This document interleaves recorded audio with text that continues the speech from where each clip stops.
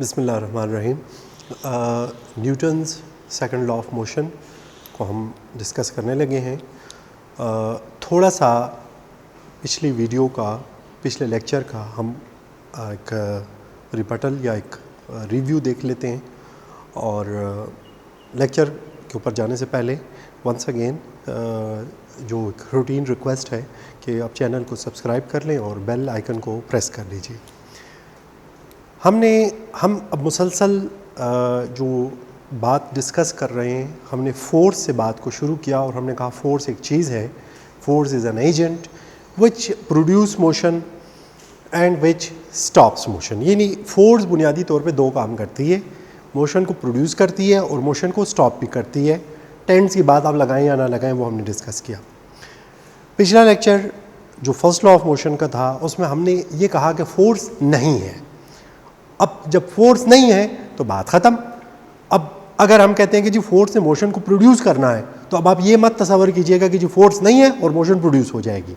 और हमने कहा कि फोर्स नहीं है तो अब आप ये मत एक्सपेक्ट कीजिएगा कि फोर्स तो नहीं है और मोशन स्टॉप हो जाएगी। यानी एक मूविंग ऑब्जेक्ट चलता रहेगा और एक स्टैटिक ऑब्जेक्ट, एक रेस्ट में ऑब्जेक्ट रेस्ट में ही रहेगा, वो कभी भी हरकत में नहीं आएगा।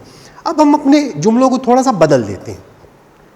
हम कहते हैं कि जी फोर्स है, जैसा कि हमने कहा कि फोर्स क्या करती है, मोशन प्रोड्यूस करती है, मोशन स्टॉप करती है। ये हमारी डायनामिक्स में पहली बात है, हमारी यही हुई थी और हम उसी लफ्ज़ के गिर्द, फोर्स के गिर्द घूम रहे हैं। अब दो बातें हैं।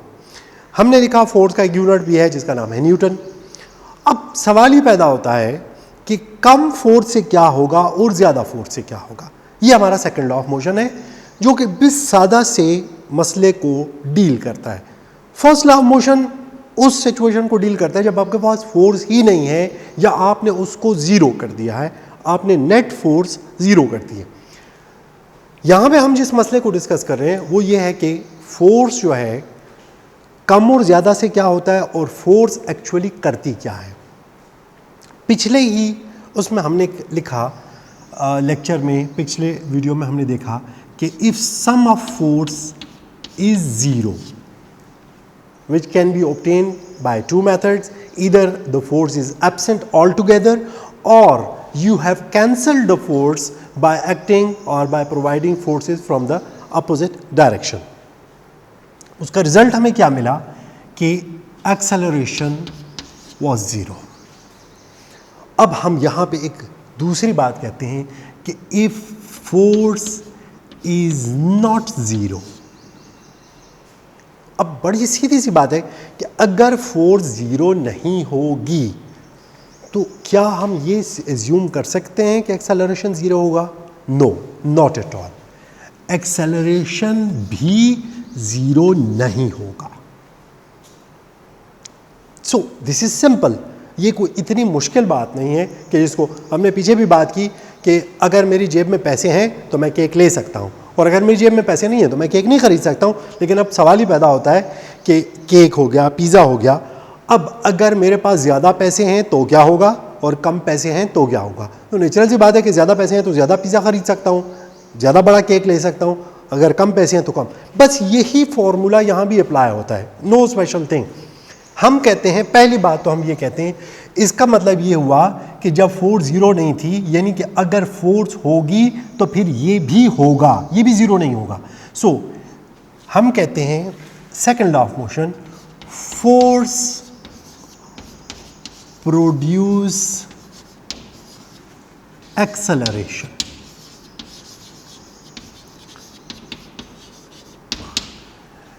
डियर स्टूडेंट, एक तो ये ज़हन में रखिएगा कि किताबों में इनके साथ काफ़ी चीज़ें ऐड होती हैं और अल्फाज भी ऐड करते जाते हैं और उसकी भी लॉजिक है, उसका भी रीज़न है। ये नहीं है कि वो आपको कंफ्यूज करने के लिए करते हैं।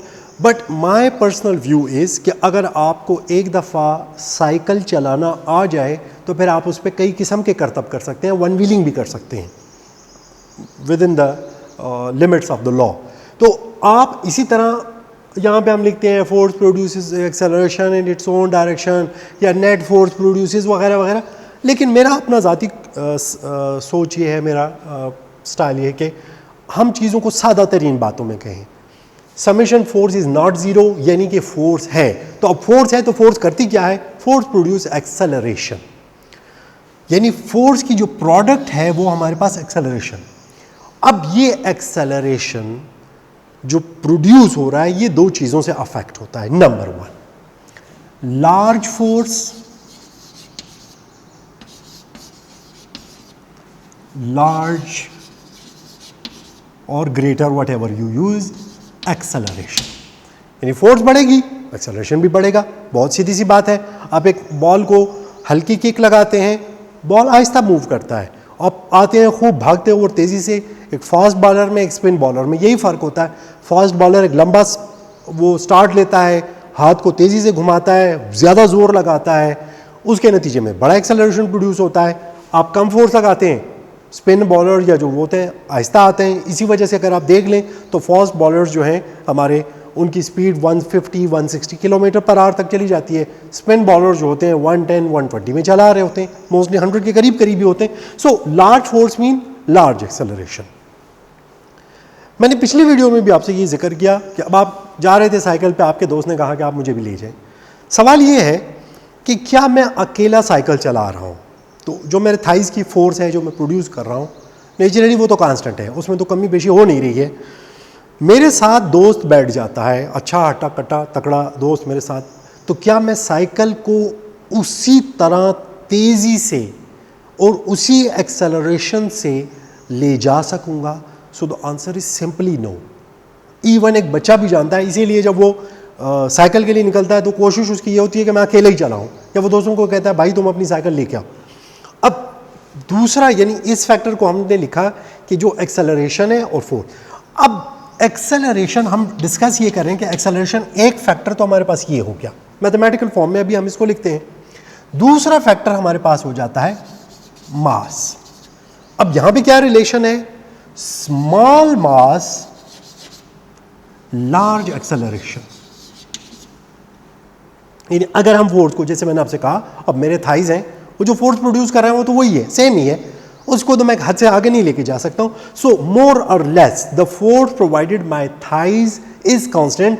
अब सवाल ये पैदा होता है कि अगर मास बढ़ जाए या मास घट जाए तो उसका क्या असर होगा। इसी चीज को हम मैथमेटिकली सिर्फ यूं करके लिख देते हैं, acceleration is directly proportional to force. यानी larger the force larger will be the acceleration. और हम इसी बात को, acceleration is inversely proportional to mass, यानी जितना आप मास बढ़ाते जाएंगे एक्सेलरेशन घटता जाएगा। आप कंटेनर्स को देख लीजिए, जब ये लोडेड होते हैं तो आप साइकिल पे भी इनसे आगे निकल सकते हैं, लेकिन यही कंटेनर जब अनलोड हो जाते हैं तो अच्छी अच्छी गाड़ियों से, अच्छी अच्छी मोटरों से आगे निकल रहे होते हैं। वजह सिर्फ मास का है। इंजन तो उसके अंदर वही लगा हुआ है, फ्यूल तो उसके अंदर वही डल रहा है, वही ड्राइवर है। पहले क्यों इतना आहिस्ता था, अभी इतना क्यों? वजह सिर्फ मास की। अब हम इन दोनों को, ये देखिए, this is sign of proportionality. हम इन दोनों रिलेशंस को कंबाइन कर देते हैं। So when we combine both of them we get something like this. अच्छा, अब ये हम जानते हैं कि जब भी आप साइन ऑफ प्रोपोर्शनैलिटी, इसको, ये देखिए, ये रिलेशन है, इक्वेशन नहीं, एक अलग बहस है कि इक्वेशन और रिलेशन में क्या फ़र्क है, वो मैथ्स वाले आपको बेहतर तरीके से समझाएंगे, हमारे पास टाइम भी कम है। So this sign of proportionality को जब भी आप रिमूव करेंगे तो हमें इसकी जगह दो चीज़ें लगानी पड़ती है। एक तो sign of equality, equal sign, और इसके साथ एक अदद कांस्टेंट लगाना पड़ता है जो इस इक्वेशन को इसके इक्वल कर दे। अब ये इक्वेशन नहीं है, ये एक रिलेशन है। Now this is equation. So to convert this relation into equation, what we need is to put a constant along with equality sign. Constant को हम मुख्तलिफ सिंबल्स देती है। देखिए, कांस्टेंट की मिसाल हमारे पास बिल्कुल निक नेम्स जैसे होती है, गुड्डू, पप्पू, बबलू। ये अब आप ये नहीं कह सकते कि जी अगर कोई गुड्डू है तो ये बबलू क्यों नहीं है, ये पप्पू क्यों नहीं। सो हम कांस्टेंट के लिए मुख्तलिफ सिंबल्स इस्तेमाल करते हैं। कांस्टेंट के लिए हम मोस्ट ऑफ द टाइम के यूज करते हैं। सो यहां पे जो हमारे पास कांस्टेंट है हम लिख देते हैं a is equal to K F over M. System international में याद रखिएगा हमारे पास कम से कम 3 बड़े सिस्टम्स एग्जिस्ट करते हैं जिनको हमने अभी अबॉलिश करके वो सिस्टम अभी भी इंटैक्ट हैं, ये नहीं है, लेकिन सिर्फ फिज़िक्स की हद में जब हम बात करते हैं तो हम सिस्टम इंटरनेशनल यूनिट्स को यूज़ करते हैं। सिस्टम इंटरनेशनल में पिछली वीडियो में हमने लिखा था, फर्स्ट वीडियो में जो डायनामिक्स की थी, कि the unit of force is newton. System international के अंदर जो k की वैल्यू है that is equal to 1। So when we bring, में जगह कम है तो इसको यहाँ पे ले आता हूँ, a is equal to k f over m. So as k is equal to 1, a is equal to 1 f over m. आपको पता है 1 कोफिशिएंट ना भी लिखें तो कोई फ़र्क नहीं पड़ता। सो a is equal to f over m। और अगर मैं इसको इधर ले आऊँगा, अब मैं ये नहीं कहूँगा कि multiplying M on both side, वो आप नोट्स में मिल जाएगा, आप नोट्स में देख लीजिएगा, थोड़ा सा डिटेल होगा ताकि जब आप एग्जामिनेशन पॉइंट ऑफ व्यू से लिखें तो वो जो रिक्वायरमेंट है आपकी मीट करे। So M A is equal to F, या F is equal to M A. This is also known as the mathematical form of Newton second law of motion. हमने फर्स्ट लॉ ऑफ मोशन की भी mathematical form, this is the mathematical form of Newton's first law of motion. This is called the mathematical form of Newton's second law of motion. और यहीं से ही हम force का unit भी define करते हैं। हम कहते हैं कि अगर हमारे पास 1 मास हो, अब मास का यूनिट क्या है, kg है। So if we have 1 kg, हमारे पास कोई भी ऑब्जेक्ट है, बॉल है, पत्थर है, जो भी चीज़ है, और हम उसको फेंकते हैं। अब फेंकने के दौरान उसमें जो एक्सेलरेशन प्रोड्यूस होता है दैट इज 1 मीटर पर सेकेंड स्क्वायर।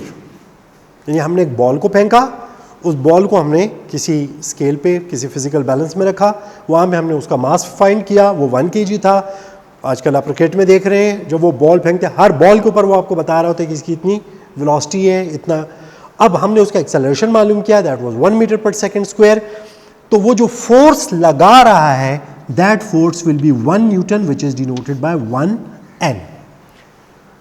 याद रखिएगा कि फोर्स का यूनिट सिर्फ न्यूटन नहीं है, ये सिस्टम इंटरनेशनल में 1 न्यूटन जो है फोर्स का यूनिट है। अगर आप सिस्टम इंटरनेशनल से हट के बात करें, हमारे पास एक दूसरा सिस्टम भी है which is known as a CGS system और centimetre gram and second system. उसके अंदर फोर्स का जो यूनिट है that is dyne.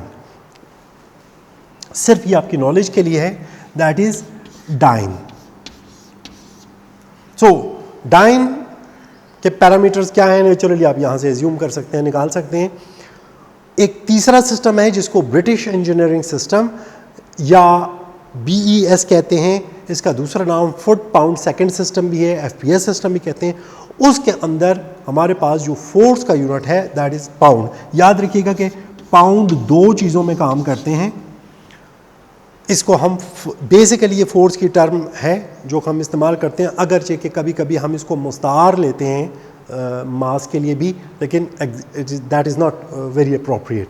So this is all about our Newton's second law of motion and the unit of force. I hope you have understood and you have enjoyed. Thank you very much.